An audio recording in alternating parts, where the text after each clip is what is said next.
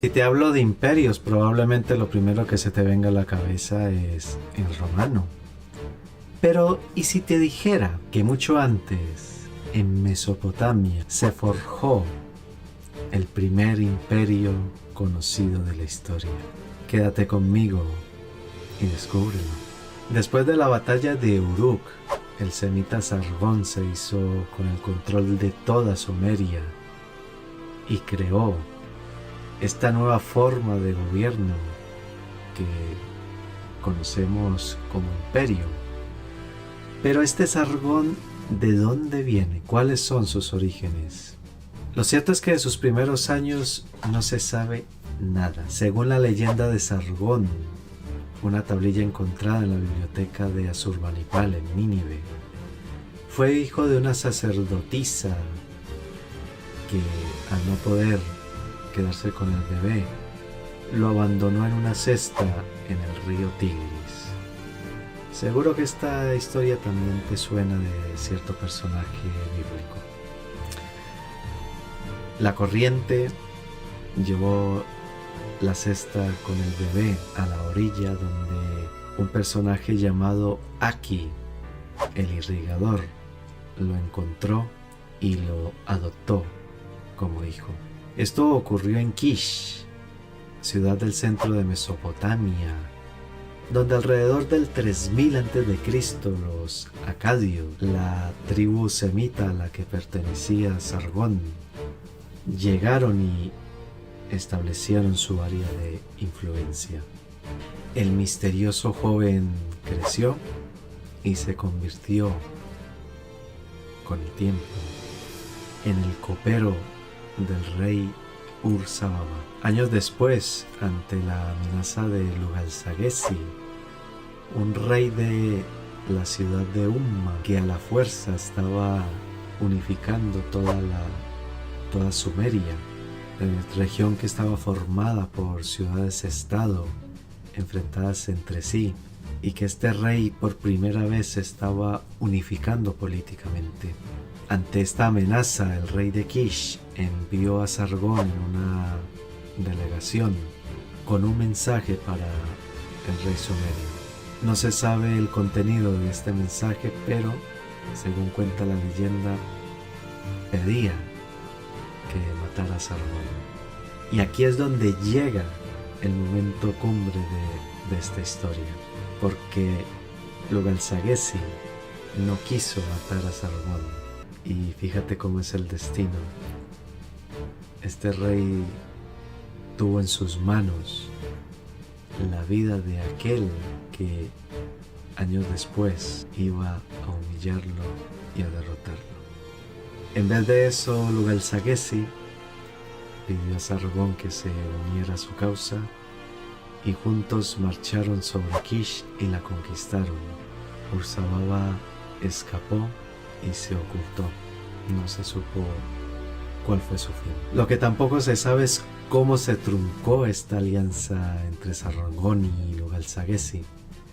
Según cuenta la leyenda, también es posible que Sargón haya tenido una aventura con la mujer de Lugal-Saggesi, y otras leyendas cuentan que Lugal-Saggesi envió a Sargón a la ciudad de Uruk.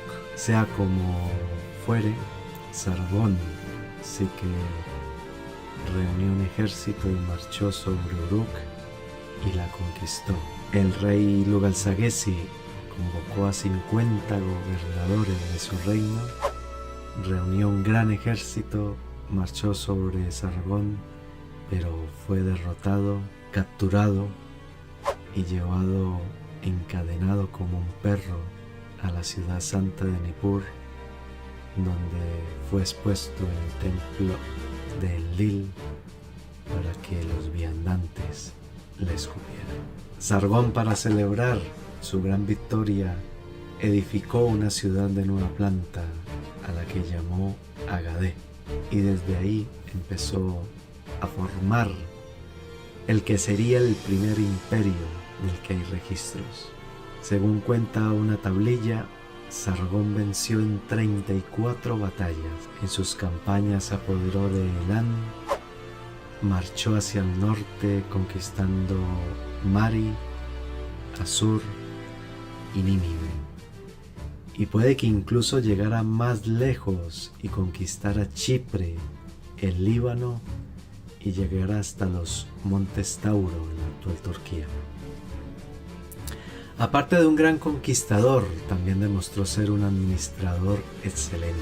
Se sirvió de gente de su confianza, la que colocó en puntos estratégicos de su reino, en puestos de poder, en 65 ciudades, según se cree. Y era la primera vez que un territorio tan amplio era centralizado bajo un solo poder. Sargón también es famoso por ser el padre de la primera escritora conocida de la historia, Enheduanna, a la que nombró como suma sacerdotisa de Inanna Enur. Esto es un hábil movimiento para poder manejar en la sombra los asuntos religiosos, políticos y culturales.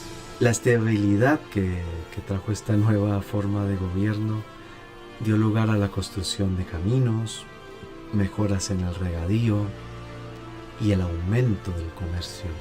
También se creó un sistema postal y se estandarizaron los pesos y medidas para el comercio y los negocios. Y también se inició un sistema de impuestos más justo con las clases sociales. A pesar de estos avances, el imperio fue sometido una y otra vez a revueltas por parte de los pueblos sometidos, pero en ese momento el ejército acadio estaba en su punto más álgido y una y otra vez aplastó estas revueltas. A la edad de 55 años, Sargón el Grande, como fue conocido más adelante, fue asediado en su capital por ejércitos de todas las tierras de su rey. Como dice una tablilla, el león viejo todavía tenía garras y colmillos, salió a la batalla y los derrotó.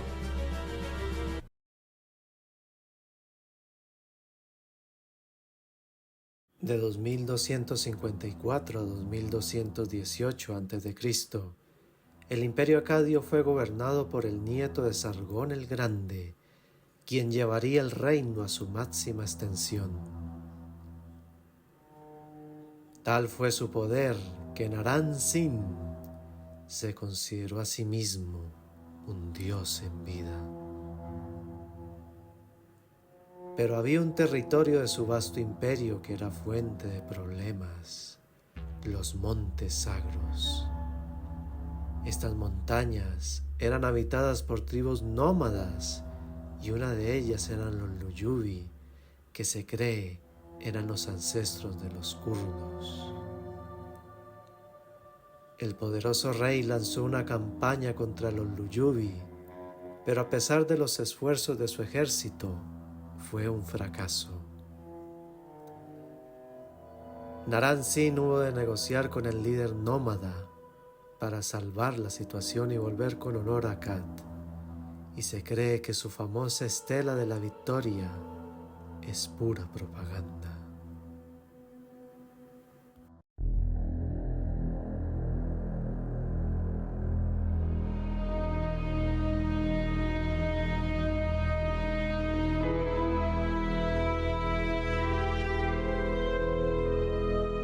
En la Cámara Real se halla el soberano más poderoso, señor de las 4 zonas y del mundo conocido, el rey que se ha reconocido a sí mismo como un dios, Naram-Sin. Pero sueños funestos inquietan su descanso, pesadillas que presagian la caída de Agadé. Agadé, la ciudad que fue bendecida por el Lil, la ciudad que fue dada a Sargón, junto al gobierno y la realeza desde el sur hasta las tierras altas. Inanna la bendijo estableciendo aquí su santuario, y trajo abundancia sin fin. almacenes repletos de lujos, comidas y bebidas espléndidas para sus gentes, oro, trigo, esmeralda, lapislázuli, no hay riqueza que Agadé no conozca. Las mujeres se entretienen, sus hombres son fuertes, y los pequeños viven en alegría. En sus calles se escuchan los tambores y en la llanura las flautas. En su puerto, donde atracan los barcos, reina la alegría. Las tierras extranjeras descansan en la alegría. Sus gentes viven en felicidad. Su rey Naram-Sin se alza como la luz del día desde su trono en Agadé. Sumer trae sus posesiones desde el sur, los Martu de las tierras altas, ganado y cabritos. Meluja, el pueblo de la tierra negra, mercancías exóticas. Elán carga mercancías para Agadé como si fueran paquetes. Todos se agolpan en las puertas de la ciudad, y Nana apenas podía recibir tantas ofrendas. Pero sueños funestos inquietan al rey de las cuatro zonas. El rey Dios vio en su sueño que Enlil le arrebataba todo a Agadé. Toda la ciudad tiembla y los dioses la abandonan. Dejan a Agadé indefensa, incapaz de dar batalla, y es entregada a sus enemigos. Todos ellos le quitan el honor en una batalla, mientras se arrastra como un dragón moribundo por la tierra. El rey en silencio sufre. Se vistió de luto, cubrió su carro con una estera de caña, regaló su parafernalia real. Buscó respuesta en las entrañas de un sacrificio, pero nada decían los dioses. Así fue durante 2 veces. Así fue durante 7 años su pesar. Suscríbete, dale me gusta y comparte y le dejaré el juguete a la perra. Furioso ante el silencio de los dioses, el rey reúne a sus súbditos dispersos por todo el reino. Se dispuso a saquear la casa de Enlil, el Ekur. Como un ladrón que saquea la ciudad, puso altas escaleras contra el templo. Hizo fundir grandes hachas, hizo afilar hachas de doble filo, puso hachas contra su cima, y el templo, como un soldado muerto que ofrece su cuello, se inclinó ante él. Arrancó sus tubos de desagüe, arrancó su dintel, privó a la tierra de su ornamento. El bienestar fue subvertido en todas las tierras. El pueblo pudo ver la alcoba, la que no conoce la luz del día. Los acadios pudieron mirar el cofre sagrado de los dioses. El templo de Enlil y sus posesiones fueron sacadas de la ciudad. El sentido común abandonó a Agadé. Su inteligencia fue eliminada.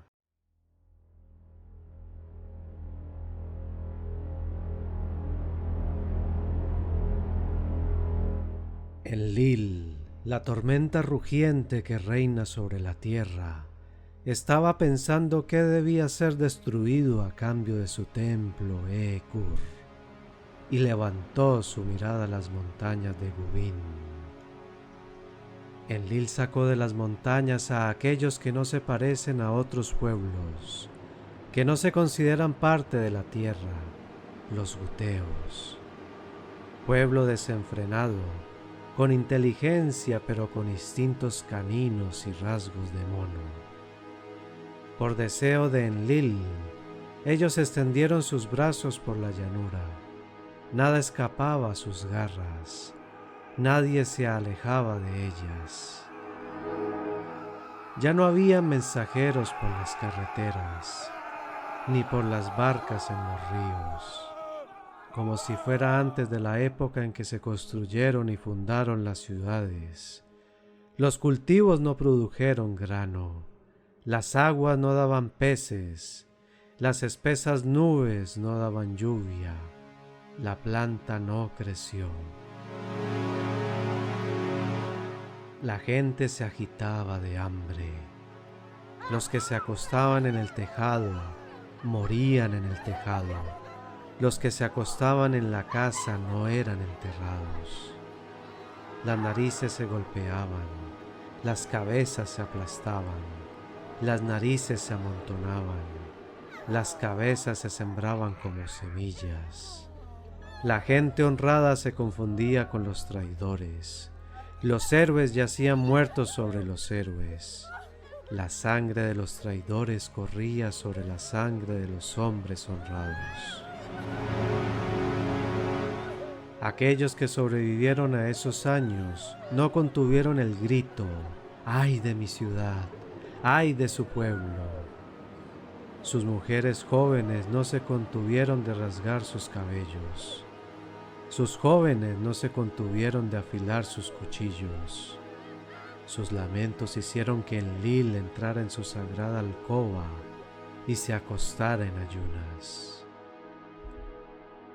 Entonces Enki, Nana, Ninurta, Ikkur, Utu, Nuska, Nisaba y los grandes dioses rezaron a Enlil. Oh Enlil, que la ciudad que destruyó tu ciudad sea tratada como tu ciudad fue tratada. Que la que profanó tu templo sea tratada por igual. Que en esta ciudad las cabezas llenen los pozos. Que nadie encuentre ahí a sus conocidos. Que el hermano no reconozca al hermano. Que su joven sea cruelmente asesinada en sus dominios de mujer. Que su anciano llore desconsoladamente por su esposa asesinada. Tal fue la maldición que los dioses inspiraron a Enlil para Agade. La pesadilla de Naram-Sin se hizo realidad por sus impías acciones. Los dioses siguieron dictando maldiciones sin fin. Que los zorros que frecuentan los montículos de las ruinas rocen con sus colas. Que el pájaro de la depresión haga nido en tus portales. Que los carneros salvajes y las serpientes no dejen pasar a nadie por tus caminos. Si alguien decide, voy a morar en esta ciudad, que no disfrute de los placeres de una morada. Si alguien decide, voy a descansar en Agade, que no disfrute de los placeres de un lugar de descanso. Y ante Utu, en ese mismo día, así fue. Todas las maldiciones se hicieron realidad. El castigo por el sacrilegio del Rey Dios. Y Nana sea alabada por la destrucción de Agade.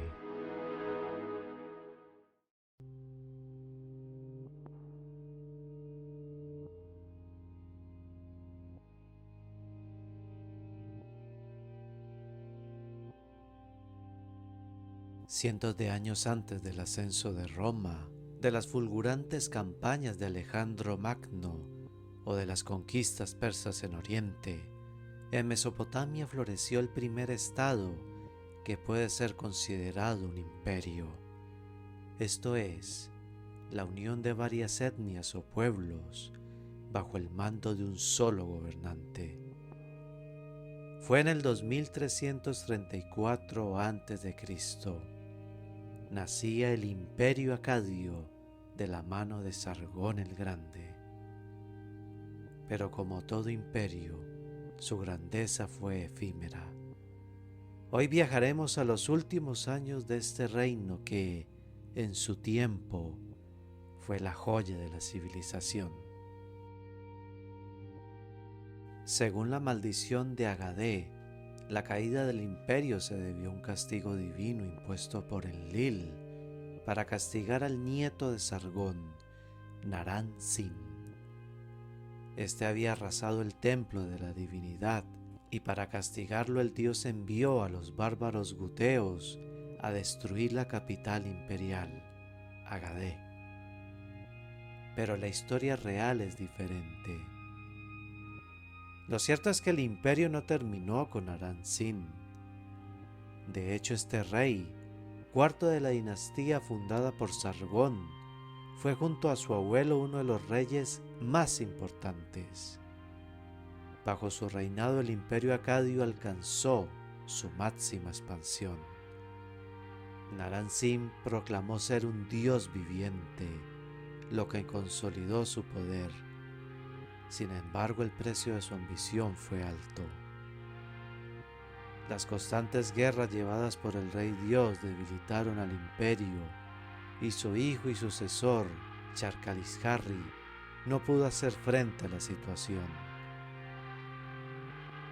Si bien este rey gobernó durante 25 años y obtuvo algunas victorias importantes sobre algunas tribus nómadas como los amorreos, que ya empezaban a penetrar en Mesopotamia. Pero el golpe más fuerte no vino por parte de esas tribus. Los elamitas, liderados por su rey, Pusurin-Susinak, se independizaron del imperio y atacaron sus fronteras meridionales. Charkalisharri los pudo rechazar, pero el daño ya estaba hecho.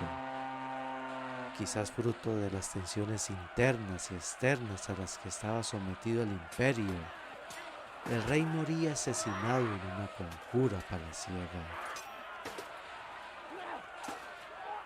Conjuras que acabaron con 3 de los 5 reyes de la dinastía fundada por Sargón. Una debilidad que se mostró decisiva para socavar la fortaleza del imperio acadio. Otro punto importante fue la resistencia de las ciudades sumerias a someterse. A pesar de la superioridad militar de los acadios, los sumerios nunca dejaron de intentar liberarse y aprovechaban cualquier signo de debilidad para rebelarse contra el control imperial. Es por ello que utilizaron en su beneficio a estos montañeses que llevaban tiempo penetrando en Mesopotamia, los bárbaros Guti. El golpe final sobre el debilitado imperio estaba al caer.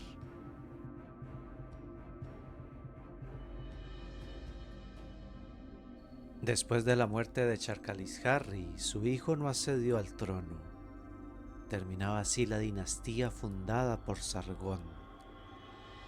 Durante 3 años, 4 pretendientes se disputaron el trono: Igigi, Nanún, Imi y Elulu, de los que no se sabe prácticamente nada.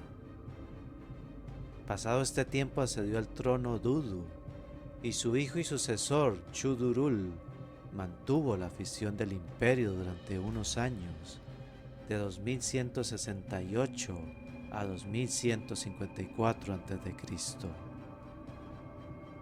Finalmente este rey no pudo hacer frente a la coalición de las ciudades sumerias, lideradas por el clero de Nippur, que en un fuerte clima de violencia religiosa no dudó en solicitar ayuda a los Guti para derrotar a los acadios. Por primera vez en muchos siglos, la región de Mesopotamia quedó sin un único gobernante. Los acadios, que alguna vez dominaron el territorio, se vieron reducidos a meros sobrevivientes. Así terminó el imperio acadio, pero el legado de sus avances en la escritura cuneiforme, sus innovaciones en la administración y su influencia cultural sobre las civilizaciones posteriores no se perdió. Como todo imperio, el fin fue inevitable, pero la huella que dejaron perduró en Mesopotamia. Gracias por acompañarme en este viaje a los últimos días del Imperio Acadio. Si te ha gustado esta historia, no olvides suscribirte, darle me gusta al video y compártelo. Hagamos que Mesopotamia sea más conocida. Nos vemos en el próximo video, donde seguiremos explorando los misterios de la historia.